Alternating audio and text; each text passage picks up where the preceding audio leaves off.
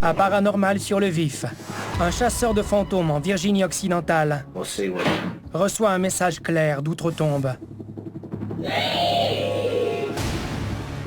Je crois que ce genre d'entité est démoniaque. En Ohio, une collection de poupées s'anime. Quelque chose essaie de les sortir de là, mais je ne sais pas quoi. Au Manitoba, un ancien repère de sorcières reçoit la visite d'une entité maléfique. J'étais mort de peur, parce que j'ai compris que cette chose était là avec nous depuis le début.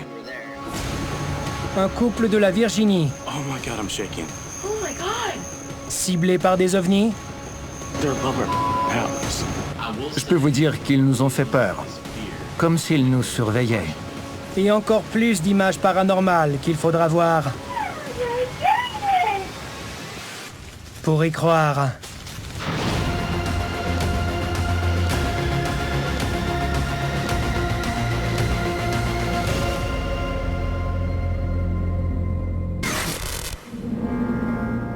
Quand on pense à des lieux hantés, on pense souvent à des lieux de mort et de désespoir. Comme un cimetière, une église abandonnée ou une prison décrépite. Mais des lieux plus près de nous sont aussi hantés. Là où jour après jour, nous vivons nos vies, des lieux imprégnés de notre énergie. Même des espaces bien éclairés, comme ce bureau des plus banals en Virginie occidentale, où quelque part entre la salle de repos et la réception, un démon est tapi.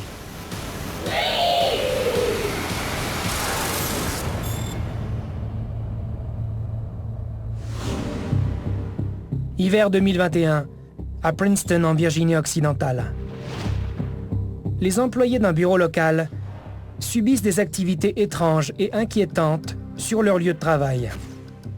Un passionné du paranormal, Cody Church, est appelé pour enquêter pendant quelques semaines après la fermeture.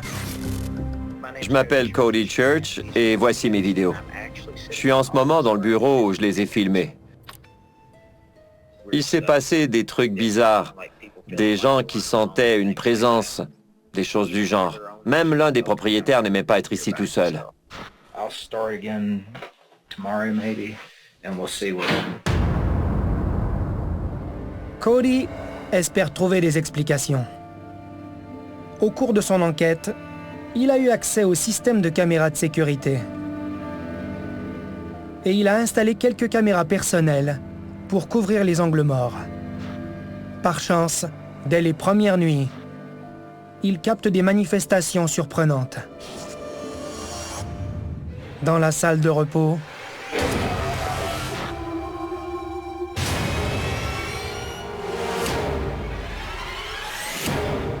puis dans l'un des bureaux. Ces vidéos sont très saisissantes parce qu'on y voit d'abord les scènes habituelles, si on peut utiliser ce mot dans ce contexte, d'un espace hanté. Les objets qui bougent, les portes qui s'ouvrent et se referment, les chaises qui tournent.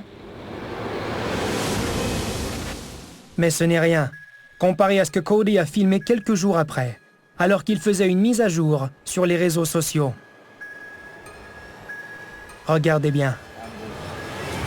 You know, there's absolutely nothing here this time. Vous l'avez vu? Regardez à nouveau au ralenti.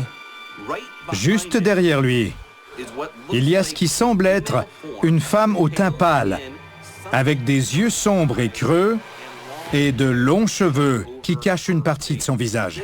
C'est absolument terrifiant. C'est horrible.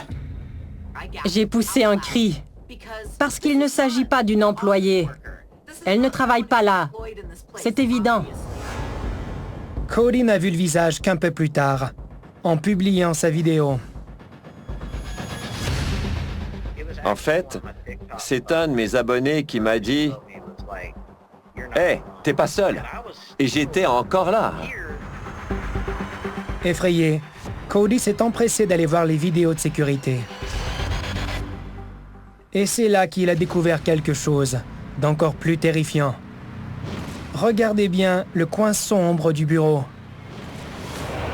Ce qui ressemble à un visage fantomatique près du bureau. What in the world is that? On voit clairement du mouvement. Il y a une grosse forme qui semble cachée dans un coin, dans l'ombre, mais sans activer le détecteur de mouvement. On dirait qu'il va et vient dans l'embrasure de la porte. Il va, il vient. J'ai tout de suite pensé à une entité venue d'ailleurs qui tentait d'entrer dans notre monde ou notre dimension, mais qui se faisait constamment ramener en arrière. Did you see that? It disappeared. I'm going over. Prudemment, il se rend à ce bureau.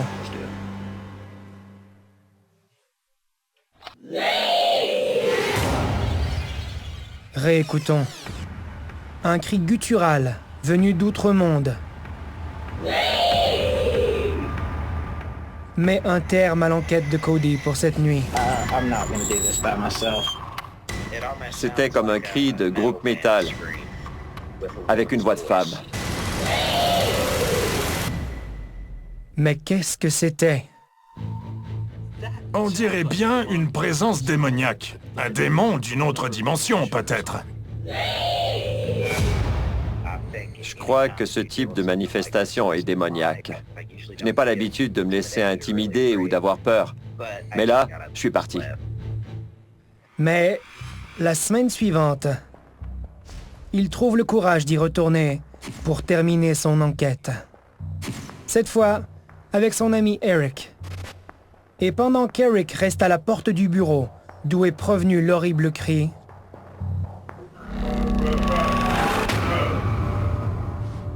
La porte s'est refermée. Eric était stupéfait. Je crois que c'était la première fois que ça lui arrivait. Quand la porte s'est refermée entre Cody et Eric, je crois que c'était un message. On ne voulait pas ni de l'un ni de l'autre. Fermer la porte voulait dire « Hey, c'est le temps de partir ». Et si le message n'était pas assez clair? Quelques instants plus tard, il n'y a plus de doute à avoir. C'est le signal. C'est le temps de partir. J'ai sursauté d'effroi parce que je ne m'y attendais pas du tout. Et honnêtement, la première chose à laquelle j'ai pensé, c'est si j'avance encore, je suis mort. Une fois de plus, la voix d'outre-monde met un terme à l'enquête de Cody pour cette nuit. Si vous donnez la parole à ce type d'entité, vous lui ouvrez la porte sur votre propre vie. Et personne ne veut jouer avec ça. Cody a un conseil pour quiconque se trouverait dans cette situation. Alors, si jamais ça vous arrive à la maison, allez à l'église et demandez qu'on vienne prier avec vous.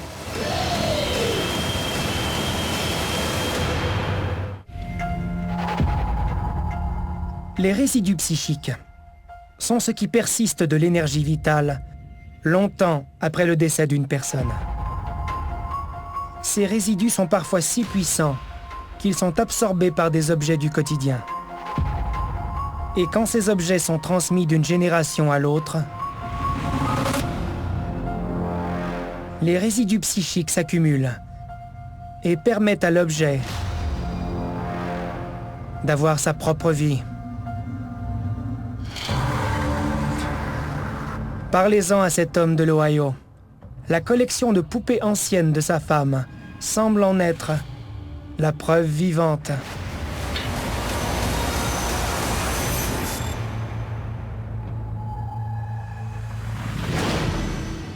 Janvier 2020, à Middletown, en Ohio. Chad Gassert est chez lui devant la télé quand il entend des bruits étranges provenant de la vitrine à côté de lui. La vitrine qui contient la collection de poupées de porcelaine de sa femme. Bonjour, je m'appelle Chad Gassert et voici ma vidéo. Ce jour-là, j'étais seul à la maison et j'ai entendu... Ce n'était pas la première fois. Des cliquetis sur la vitre, comme dans un film, comme quelqu'un qui cogne sur une vitre. Ça donne froid dans le dos. Je me suis levé d'un coup et j'ai décidé de filmer. Mais avant qu'il puisse commencer, il voit l'une des poupées bouger. Dude, I gotta be tripping right now. This just moved, dude. Et elle le refait. Cette fois, sur vidéo. Regardons de nouveau au ralenti. Une grande poupée s'approche de la vitre et cogne dessus. Oh boy, we got out of here. Nope. Chad sort de la maison en courant. J'avais des frissons partout sur le corps.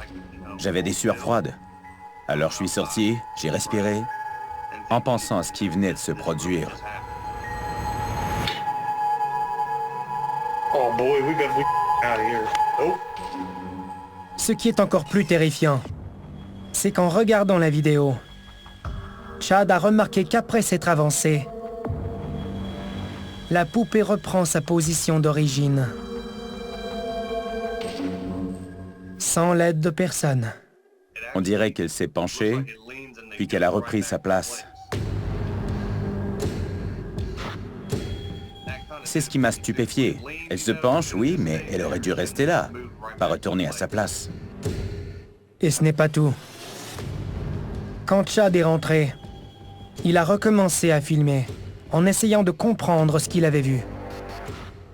Guys, I'm literally the only one that's here right now. My wife is gone. Oh my God, dude. Regardons de nouveau. Une deuxième poupée bouge toute seule. Cette fois, Chad s'en va, pour de bon. Quand ça s'est arrivé, je suis parti tout de suite. Je suis sorti, j'ai pris la voiture, je suis allé voir des proches. Je ne voulais plus remettre les pieds ici. Il finit par dire à sa femme qu'il rentrera à la maison, mais à une condition. Les poupées doivent partir. Les poupées ne sont plus au salon. Elles sont enfermées dans la chambre d'amis. J'y ai mis la vitrine au complet.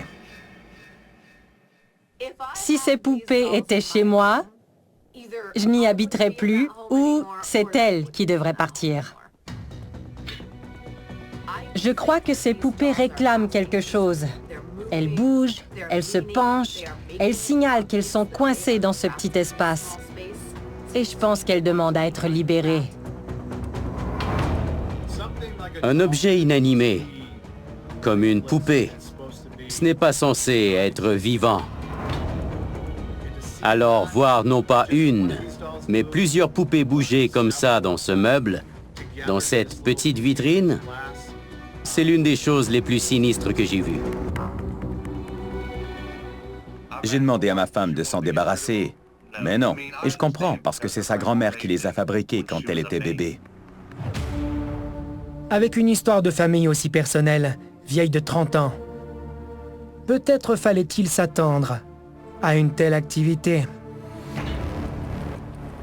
En général, on interagit physiquement avec les poupées.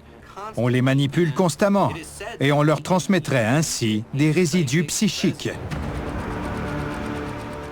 Alors pensez à une poupée ancienne qui a connu 3 générations et à toutes ces personnes qui ont pu interagir avec elle. Cette poupée pourrait emmagasiner beaucoup d'énergie. Il peut y avoir un esprit attaché à cette poupée. L'esprit d'une personne qui a existé.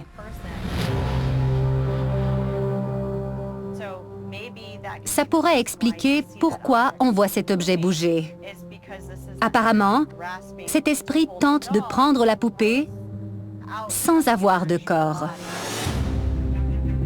Malgré ce qui s'est passé chez lui, Chad Gassert a choisi d'y rester, même si les poupées y sont. Elles sont toujours dans la vitrine. Je n'ai touché à rien depuis qu'on l'a déplacée. C'était terrifiant, c'est certain. mais on continue de vivre ici. Rien n'a vraiment changé. Il y a jusqu'à 25 000 épaves au fond de l'eau. C'est pour ça qu'on le surnomme le cimetière de l'Atlantique. Je veux qu'on se souvienne de ces histoires qu'on a oubliées. On doit plonger. T'es prête? Navire fantôme, lundi 21h, à Canal D. En 2007, à Suffolk, en Virginie, Terrell Copeland observait le ciel. Quelque chose d'un autre monde clignotait au-dessus de la tête de cet ex-marine. Mais ce n'était pas qu'une simple observation d'OVNI. Après cet épisode, Terrell affirme avoir oublié des moments de sa vie. Des proches lui disent que son corps a changé. Ce qui emmène plusieurs à croire que Terrell a été enlevé par des extraterrestres. Depuis cette nuit mystérieuse, Suffolk s'ajoute à la liste des villes visitées. Et cette visite n'était certes pas la dernière. Guys, there's aliens in Suffolk.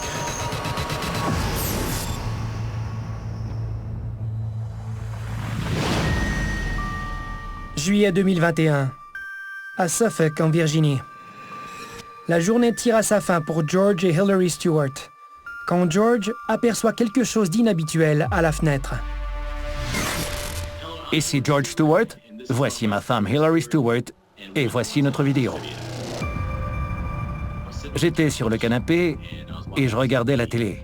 Il y a une petite fenêtre à côté de notre télé.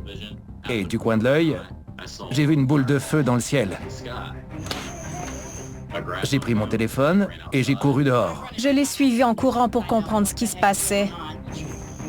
Et aussitôt sortie, elle comprend. We got aliens out here, guys. I know.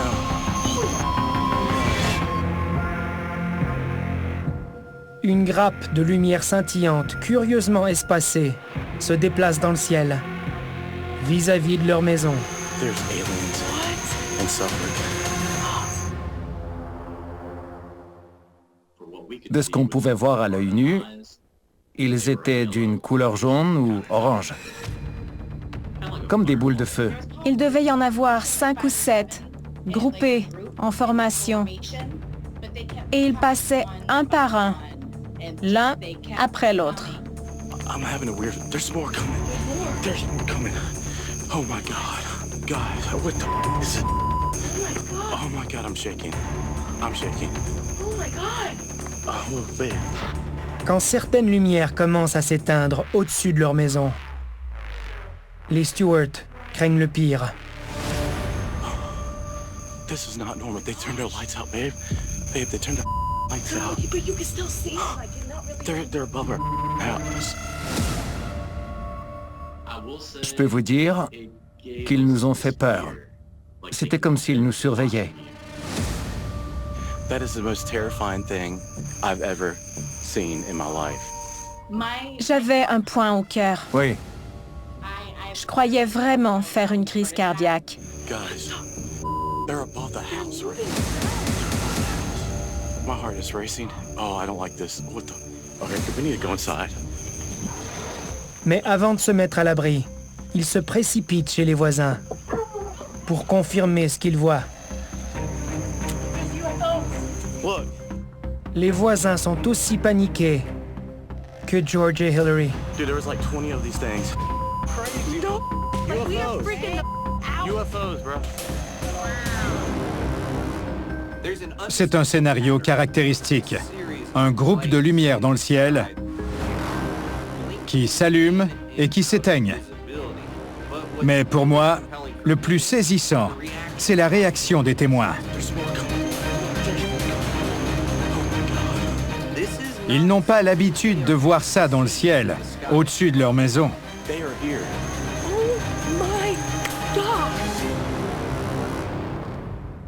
J'ai d'abord pensé que ces objets dans le ciel étaient tout simplement des lanternes chinoises. Mais quand ils ont dit qu'ils les voyaient toujours, même éteintes, Quand la flamme s'éteint dans une lanterne de papier, elle retombe sur Terre. UFOs, bro. Manifestement, George croit savoir de quoi il s'agit. J'ai l'impression que ces objets ne viennent pas de notre monde. Si ces lumières sont extraterrestres, pourquoi se présentent-elles à nous aussi clairement? Peut-être que la réaction apeurée de ces témoins est précisément leur but. I feel like they're watching us still. Oh, there's another one. There's another one. There's another one. Si des êtres ont vu ce couple les filmer et qu'ils ont éteint les lumières pour être moins visibles, il pourrait s'agir d'une sorte de premier contact. Oh my God. He's above our house right now. It's hard to see. What the? Contact ou pas, George et Hillary sont profondément ébranlés. J'ai un mauvais pressentiment. On sent qu'ils ne partiront pas. On connaît des gens qui ont eu une mauvaise expérience I'm shaking. I feel like they're watching us still. et qui ont vécu pendant des années avec cette sensation étrange. Le temps nous dira comment George et Hillary vivront après cette observation. Mais leur manière de voir le ciel ne sera plus jamais la même. Quand je vais dehors, je regarde vers le haut. Je regarde toujours, parce que je sens qu'ils m'observent encore. Si ça a du sens. Ouais. Je sens encore qu'ils sont là. There's aliens. And stuff like Accident, vol, catastrophe naturelle. Découvrez les routes les plus dangereuses du monde. Prendre des risques, ça fait partie du fun. Route sous haute tension, mardi 21h, à Canal D. Un ami imaginaire est une partie saine et normale de l'enfance. À moins, bien sûr, que cet ami invisible soit en fait un fantôme. Surtout un fantôme qui absorbe l'énergie des vivants afin de se manifester dans notre dimension. Ça pourrait bien être le cas pour cette famille du Texas, pour qui l'heure du jeu est devenue un véritable cauchemar.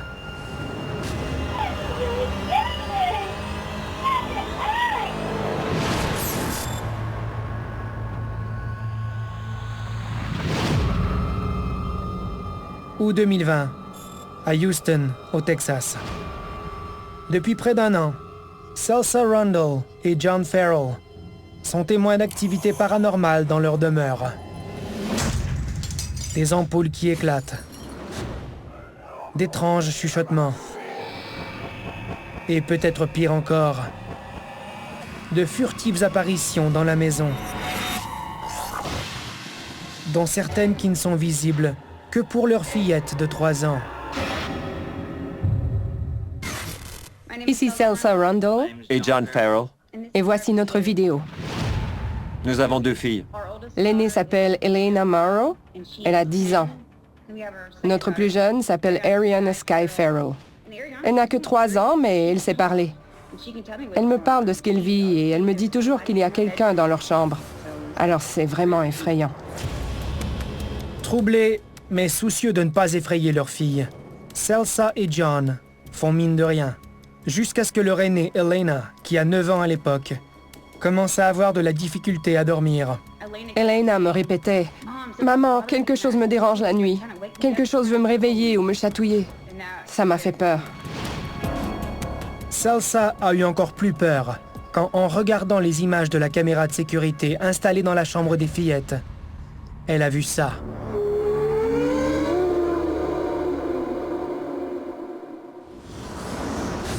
Sur le lit, la couverture a bougé toute seule. Assez brusquement pour troubler le sommeil de l'enfant. Il n'y a pas de ventilateur. Rien qui aurait pu faire bouger cette couverture. Ouais, il n'y a pas de fenêtre. En voyant ça, on s'est dit « Qu'est-ce que c'est ?» 2 semaines plus tard, ça se reproduit. Mais cette fois, pendant que la petite Ariana, âgée de 2 ans à l'époque, est en train de jouer dans la chambre. Et en plus, la couverture de Lena bouge sans cesse.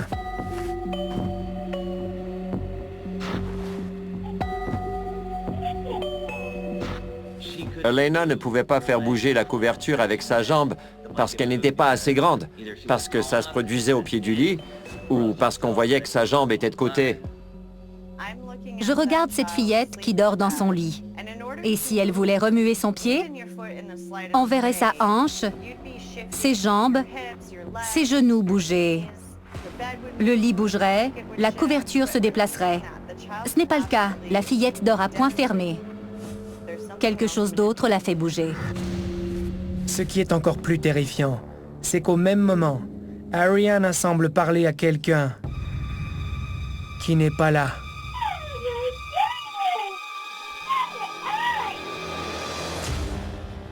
Le fait que la petite de 2 ans tend son téléphone dans le vide, comme pour le donner ou le montrer à quelqu'un, ou tenter de le montrer à quelqu'un, ça vient appuyer le fait qu'elle semble croire qu'il y a quelqu'un ou quelque chose dans la chambre.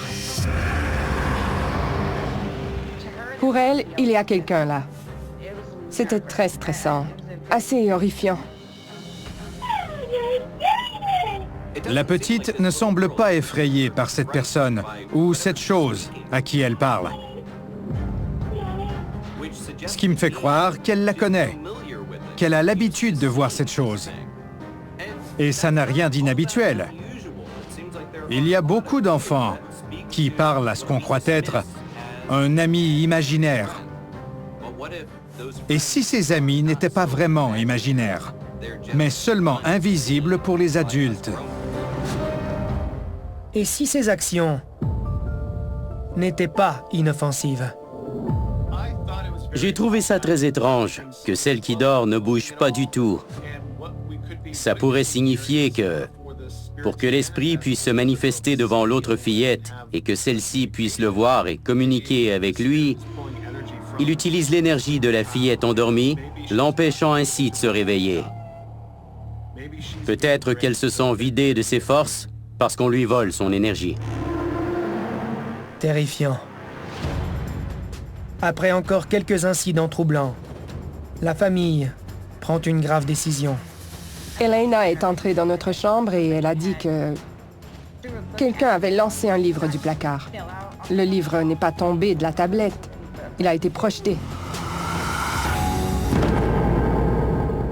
C'en était trop.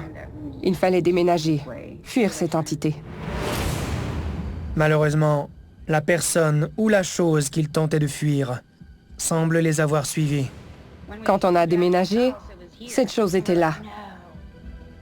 Elle ne s'est jamais montrée à nous, mais on l'a vue avec les caméras de sécurité. Souvent, quand on est aux prises avec une entité, peu importe si on déménage, l'entité va vous suivre. En ce moment, Celsa et John veulent tirer les choses au clair, un jour à la fois. J'ai envie de voir maintenant. Je vais en savoir un peu plus. Ouais, ça nous a ouvert les yeux sur l'univers paranormal, j'imagine.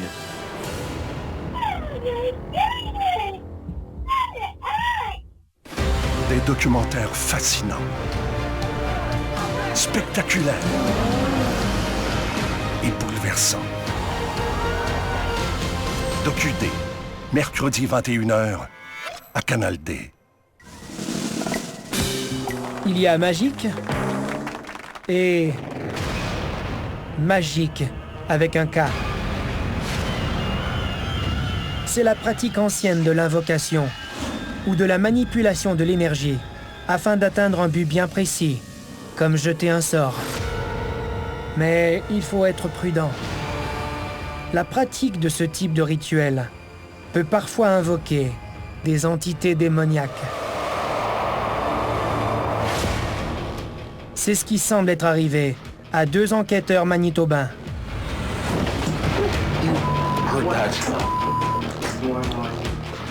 Qui ont soudainement été sous attaque.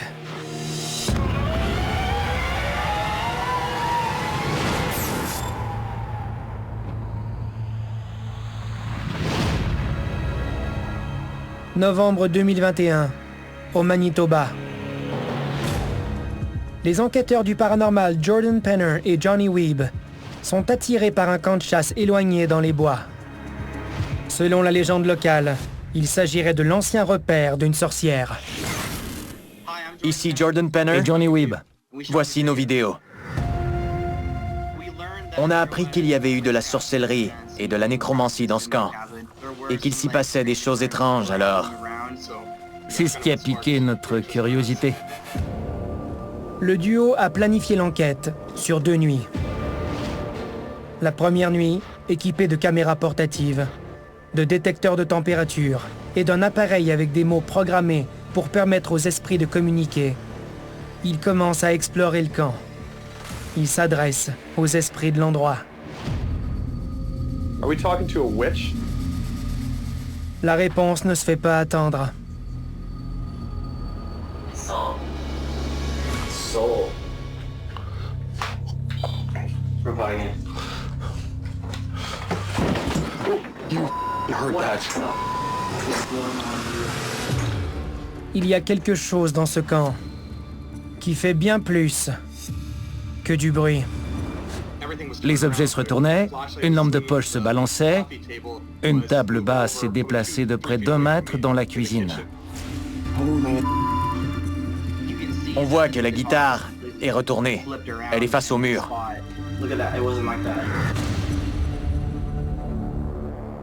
Le mouvement de la guitare est assez brusque. On la voit face devant, et aussitôt qu'il se retourne pour quitter la pièce, on entend beaucoup de bruit. Puis, il se retourne, et la guitare est face au mur.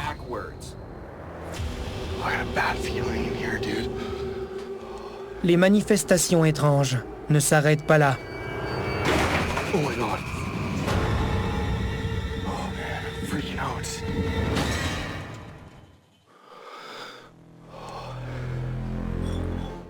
Oh god.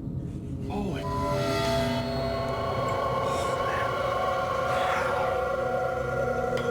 Jordan et Johnny prennent une décision risquée. Ils vont tenter de communiquer à l'aide d'un rituel de magie, bien à eux.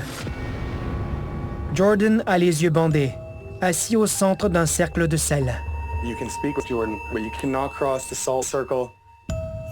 Le cercle de sel, c'est un cercle de protection qu'utilisaient les sorcières pour se protéger. Mais honnêtement, s'il devient le véhicule de cette énergie, ce cercle de sel ne va pas le protéger, parce qu'il va se transformer en accumulateur géant et absorber toutes ces informations. Une chaise est placée à l'extérieur du cercle. Une invitation adressée aux esprits. Puis, on pose un détecteur de température sur la chaise. Come sit in this chair. Coming.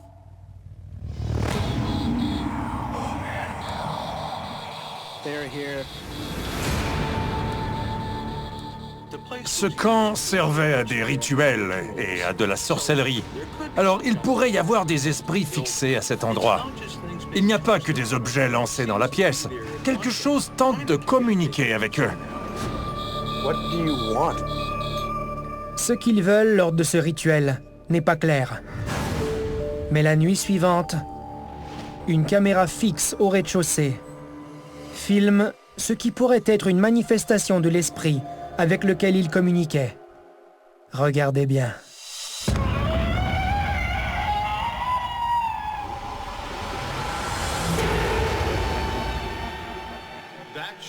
L'ombre que l'on voit derrière la porte est affreuse à voir, et elle se comporte d'une façon étrange, presque inhumaine, comme quelque chose qui serait plutôt démoniaque.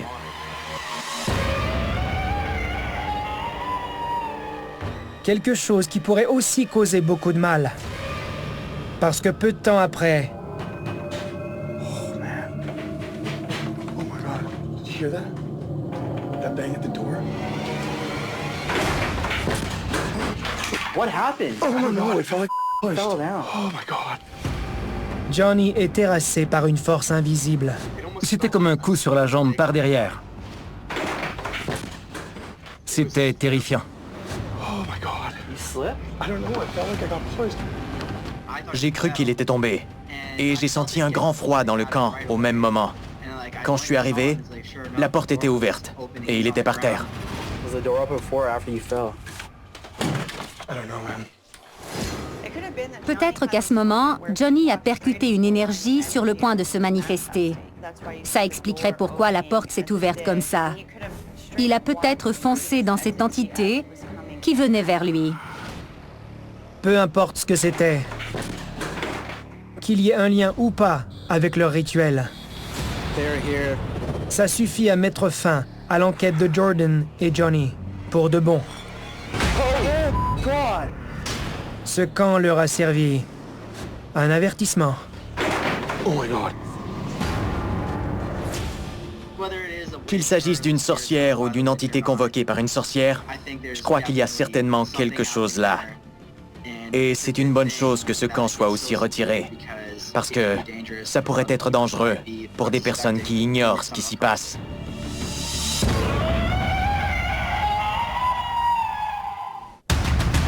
Les lundis, plongés au cœur de l'inexplicable. Cette vidéo est clairement truquée. La preuve est là, quelque part. Il avait jeté les bases d'une catastrophe en devenir. Je me demande encore pourquoi autant de gens ont trouvé la mort ici. Oh wow, c'est un véritable désastre. Les lundis sciences, dès 20h, à Canal D. Le feu. L'un des éléments les plus puissants et destructeurs qui soit. Une force si imposante qu'on lui a accordé un statut divin dans presque toutes les cultures de l'histoire. Et s'il n'est pas manipulé avec soin, le feu peut détruire presque tout ce qu'il touche. En théorie. Parce que récemment, un homme au Mexique a filmé quelque chose qui non seulement ne craint pas le feu, mais qui passe carrément au travers.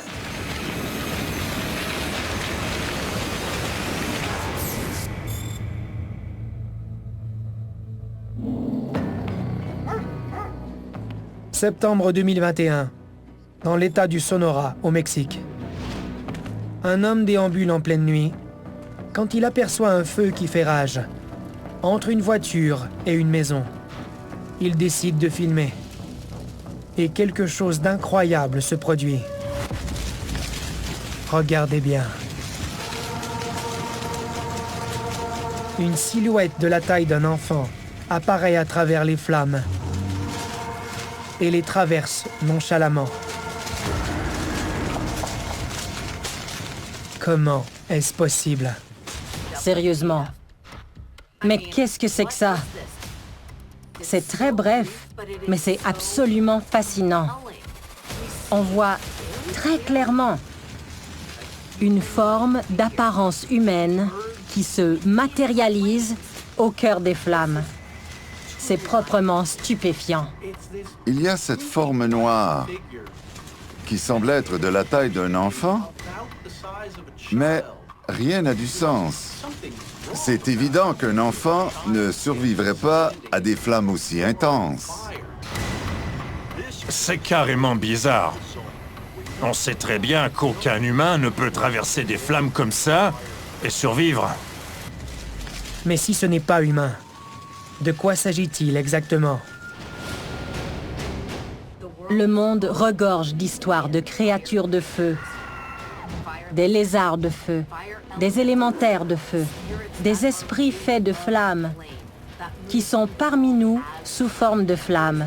Il n'y a rien qui dit qu'un élémentaire de feu ne peut pas prendre une forme humaine s'il veut entrer en contact.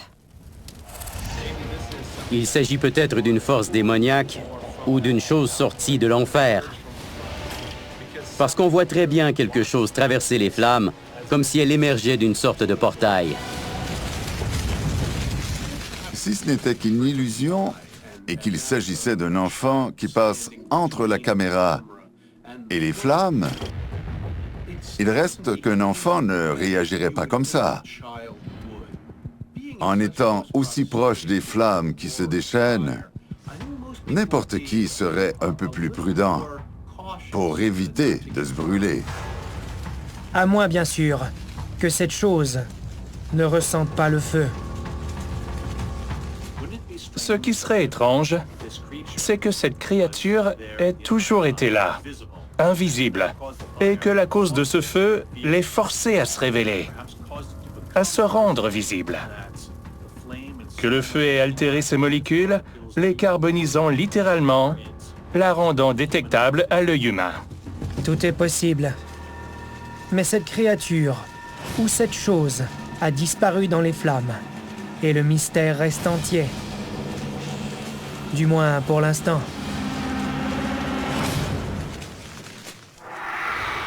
Que faire si vous êtes témoin d'un phénomène paranormal? Voici quelques conseils pour tout capter sur caméra. D'abord, n'arrêtez jamais de filmer. Même si vous avez peur. Oh my God, I'm shaking. Ensuite, croyez-y, même si cela semble incroyable. Enfin, vérifiez si vous avez filmé des choses étranges.